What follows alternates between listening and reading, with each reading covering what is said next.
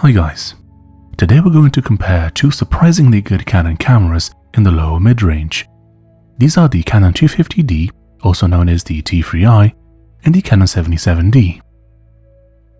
We're going to have a look at what they can do, what each is good for, and whether you should buy either of them.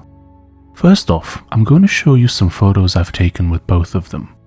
Then we'll dive into the features of each camera. I include chapters in all of my videos, so feel free to skip around if you need to. Let's begin.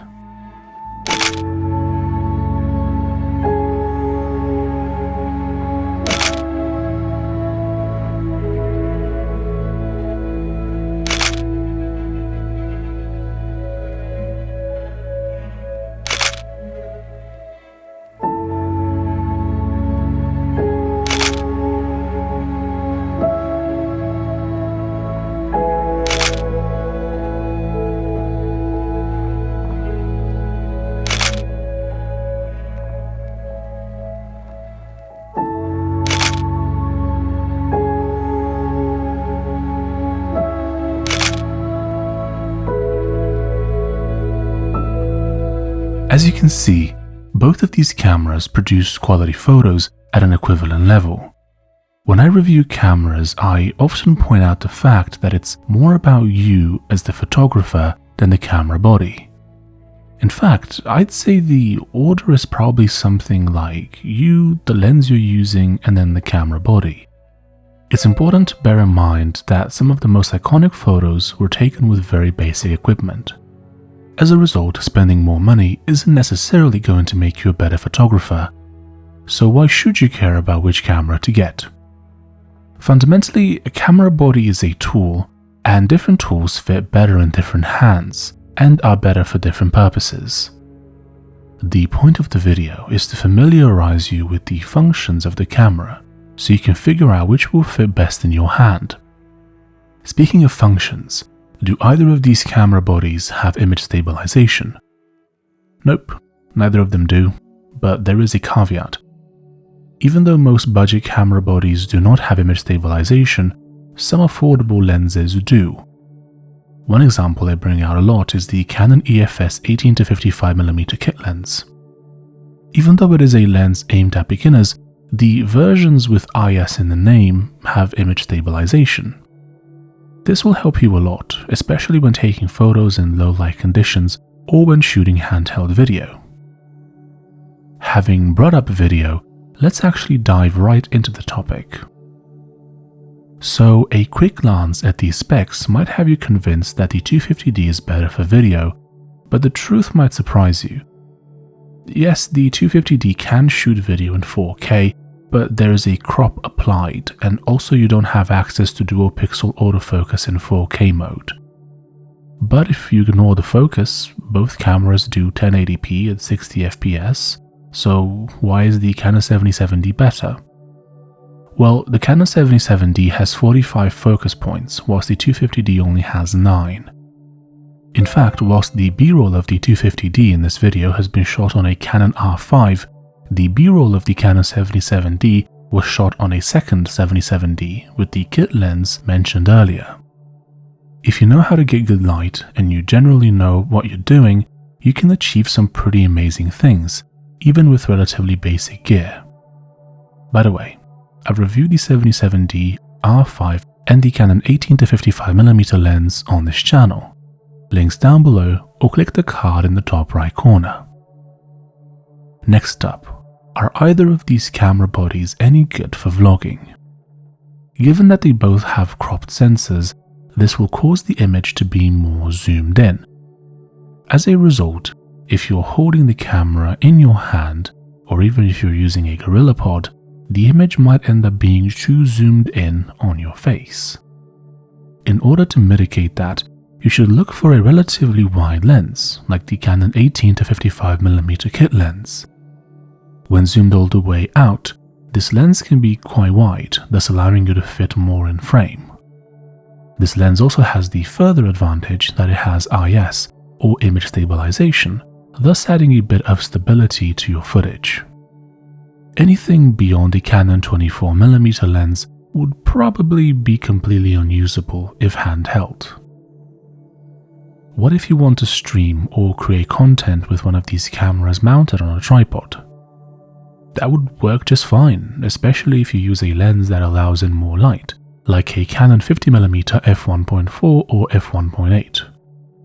Given that the camera can be placed on a tripod, you can now put some more distance between yourself and the lens, thus 50mm not being an issue. Opening the lens up to f1.4 or f1.8 will also allow in a lot more light, thus allowing you a more basic lighting setup. By the way, I've reviewed quite a few Canon lenses on my channel, including the f1.4 and f1.8. You can find links down below or click the card in the top right corner. So, what applications are these cameras suited for? If you want to capture sports or perhaps wild animals in action, the 77D is slightly better as it can shoot 6 frames per second in continuous mode, as opposed to the 250D, which can only shoot 5 frames a second. Don't know if you'd notice a difference in real life, but it's worth pointing out that the 77D is a little bit better at freezing action. Other than that, they're roughly equivalent as they basically have the same sensor. The only other difference is that the 250D does shoot 4K with a crop, so if you absolutely need 4K, that's useful to know. By the way, if you're finding this video to be helpful, don't forget to leave a like, as it will help with the algorithm and other people will be able to find this video as well. And now, back to the video. When comparing their size, the Canon 77D is a little bit bigger, measuring 131 by 99.9 by 76.2mm and weighing in at around 540 grams. In contrast, the 250D measures 122.4 by 92.6 by 69.8mm and weighs in at just around 449 grams. The difference between the two isn't massive, but if you want a smaller camera, the 250D wins this one. In terms of build quality, they're also equivalent. When it comes to display, they both have basically the same 3-inch articulated screen on the back. The only difference that I could find is that the screen on the back of the 77D has an electronic level. The fact that the screen is articulated is always a bonus, as when not in use you can flip it around and thus protect the glass from getting scratched in your bag. While still on the topic of displays, the 77D has a top LCD display, whilst the 250D does not. Some people argue that you don't really need the top LCD, as it just displays your settings, and technically they're right, but it does look really cool. In terms of buttons and such, there's nothing out of the ordinary. If you've handled a Canon camera before, you should be able to use both of these right off the bat. When it comes to storage, they each have an SD card slot. This makes sense as they're mid-range DSLRs, but bear in mind that when doing professional gigs with either of these two cameras, which I have done, you run the risk of your SD card becoming corrupt and losing all of your data. More professional cameras tend to have dual slots, so that the data can be written on both cards and thus you can avoid the issue just mentioned. I don't know what the odds of SD cards becoming corrupt are. I suppose it depends on the brand, how much they've been used, how they've been stored, etc., but it's personally never happened to me. With that in mind, know that it is a possibility. In terms of battery, both of these cameras use LPE17 batteries. Theoretically speaking, assuming the batteries are new, the Canon 250D should be able to take just over 1,000 photos before running out of juice, whilst the 77D can take around 600. In reality, your results may vary due to multiple reasons, but it's generally good practice to carry at least one extra battery with you just in case. When it comes to longevity, both of these cameras are rated for 100,000 actuations. Simply put, you should be able to take 100,000 photos with them until the shutter, theoretically, fails. Every time you take a photo, a mechanism is released, and so, just like anything else mechanical, it has a finite lifespan.